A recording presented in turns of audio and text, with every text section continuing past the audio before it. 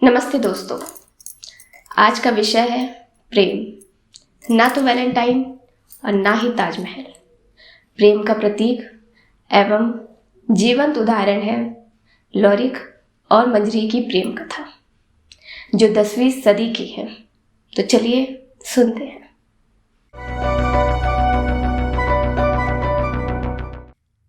आज की कहानी है लोरिक और मंजरी की, और इसके जानने के लिए आपको अलग अलग मैं पहले बताता हूं कि लोरिक कौन था, मंजरी कौन थी।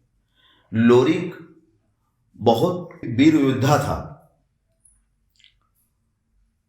और उसके ऊपर मां काली का असीम कृपा थी।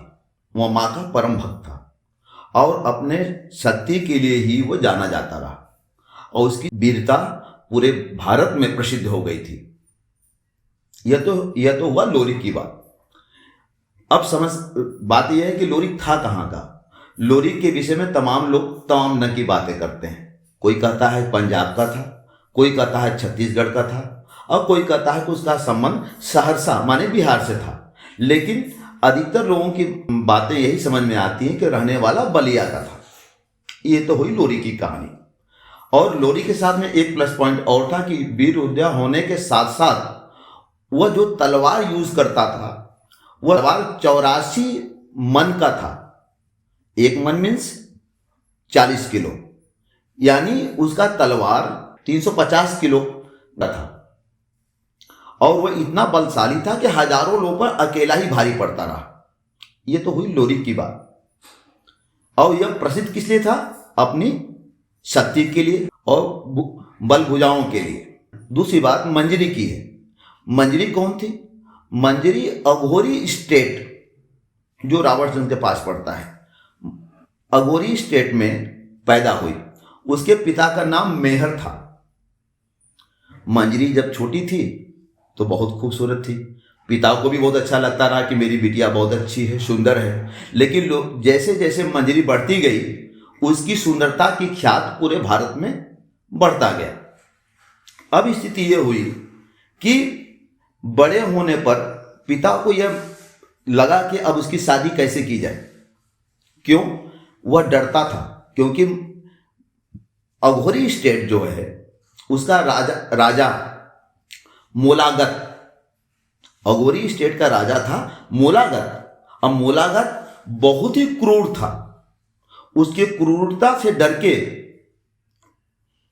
मेहर जो मंजरी का पिता था उसको डर लगने लगा कि पता नहीं किस दिन क्या हो जाए। तो उसने यही निर्णय किया कि मेरे लड़की का शादी हो जाना चाहिए। अच्छा, मंजरी को भी धीमे धीमे लोरिक की बलभुजाओं, उसकी ख्यात मालूम चल गई और लोरिक को मंजरी की खूबसूरती भी मालूम चल गई। स्थिति यह हुई कि लोरिक और मंजरी एक दूसरे को बहुत पसंद करने लगे, एक दूसरे को चाहने लगे। किसी ढंग से दोनों की कहानी एक दूसरे को मालूम ही चल गई। इधर मंजरी के पिता मेहर को जब मालूम चला कि मेरी बेटी लोरिक से शादी करना चाहती है तो लोरिक से मिलने निकला। लोरिक रहने वाला बलिया का था। बलिया में एक जगह है गौरा गांव। तो मंजरी के पिता मेहर गौरा गांव पहुंचे और उन्होंने सब कहानी लोरिक से कह सुनाई। लोरिक ने कहा कोई बात नहीं, मैं सब देख लूंगा। उसके बाद शादी का समय निश्चित करके मेहर वापस अघोरी स्टेट आ गए और निश्चित समय पर लोरिक अपने सेना के साथ शादी करने के लिए बलिया से निकला और उसके बाद उसकी बारात सोन नदी के किनारे आ पहुंची। अब यही समस्या थी लोरिक के लिए माइनस पॉइंट और अघोरी स्टेट के राजा के लिए प्लस पॉइंट। लोरिक को यह दिक्कत थी कि हम किसी ढंग कैसे उस पार जाएंगे, और मोलागत जो राजा था अघोरी स्टेट का वह इसका फायदा उठाना चाहता रहा। ये किसी भी ढंग से इस पार न आने पाए। लेकिन अंततः हुआ क्या कि इसकी इच्छा शक्ति जीत गई। किसी भी ढंग से लोरिक सोन नदी को डाक के उस पार पहुंचा और वहां जब पहुंचा तो देख रहा है कि मोलागत राजा अपने हाथी इरावत, जो बहुत बलशाली थी, ऊपर बैठकर इसका इंतजार कर रहा है और इधर बारातियों में और उधर के सेनाओं में युद्ध शुरू हो गया और इतनी घनघोर युद्ध हुआ कि खून की नदी बह गई। और इसका प्रत्यक्ष प्रमाण यह है कि आज भी वहां पर रुधिर नाला नामक स्थान है। रुधिर मीन्स होता है खून। रुधिर नाला आज भी वहां पर है। बहुत घनघोर लड़ाई हुई और खून की नदी बह निकली। खैर एरावत हाथी पर जो राजा बैठे थे उनको एक मुक्का मारा और हाथी उसी जगह ध्वस्त हो गया और हाथी के मरते राजा की हार हो गई। तो लोरिक की शादी मंजरी से हो गई। सब काम होने के बाद शादी हुई और विदाई हुई। अब जब विदाई हुई तो लोरिक अपने घोड़े पर चढ़ा और यह अपने डोली में चली। अगोरी से यह अपने घर के लिए चला, बलिया के लिए। तो सोन नदी डाकने के बाद एक जगह पड़ता है मारकुंडी। मारकुंडी मतलब वाराणसी से शक्ति नगर जाने के बीच में एक स्थान है मारकुंडी। वो पहाड़ी है।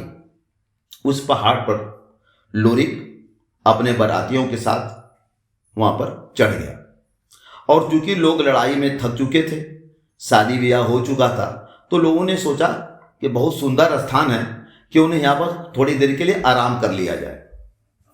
लोरिक वहां पर आराम करने लगा। कुछ देर बाद जब लोग फ्रेश महसूस किए तो आगे चलने की तैयारी शुरू हुई। तो लोरिक ने मंजरी से कहा चलो अब चलते हैं।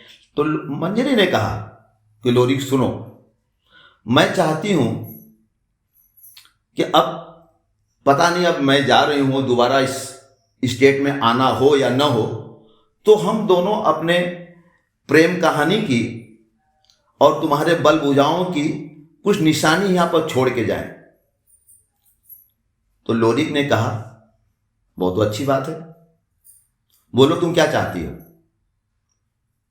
यह सुनते मंजरी ने कहा वह सामने इस पहाड़ पर जो सबसे बड़ा चट्टान है उसको लोरिक तुम ऐसे खंडित करो कि दो भाग हो जाए, उसके चूर नहीं होने चाहिए, दो भाग हो जाए। उसने कहा छोटी सी बात, मैं भी कर देता हूं। और लोरिक ने अपना तलवार लहराया 350 किलो का और एक बार में दो खंड कर दिया। मंजरी बहुत खुश हुई, उसके बाद पहुंची और उसने अपने मांग का सिंदूर उस पर छिड़क दिया शिलाखंड पे। यह शिलाखंड दोनों के प्रेम का प्रतीक है। आज भी पर्यटक वहां पर इसको देखने जाते हैं और पर्यटन विभाग ने उसको संरक्षित कर दिया है। वो बड़ा देखने का स्थान है। दोस्तों वहां जाना चाहिए और प्रेम का जीवंत प्रमाण देखना चाहिए। नमस्कार दोस्तों।